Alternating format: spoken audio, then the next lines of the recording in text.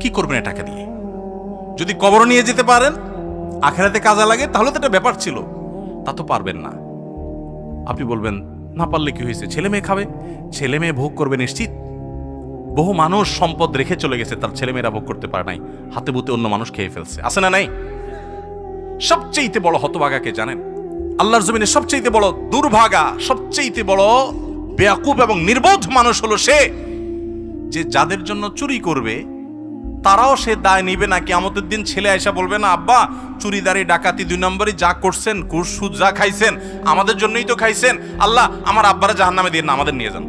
বলবে না ভাই, কোরআন বলেছে ইয়াউমা ইয়াফিরুল মারউ মিন আখিহি ওয়া উম্মিহি ওয়া আবিহি ওয়া সাহিবাতিহি ওয়া বানি।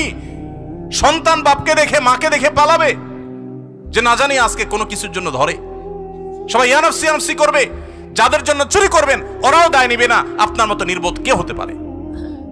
সন্তানকে চুরির সম্পদ দিয়ে বড় করবেন না, সততা দিয়ে বড় করেন। আমাদের সমাজে আজ ঘরে ঘরে সেই মা বাপ আছে যে মা বাপ চায় আমার সন্তান থাকুক আজ দুধে ভাতে, সেই মা বাপ নাই যে মা বাপ বলে আমার সন্তান থাকুক আজ ঈমান আমলে সততার সাথে। সেই মা বাপ নাই। মা বাপ নকল কিনে এনে দেয়, বাবা 2 নম্বরে করে পরীক্ষা দেয়।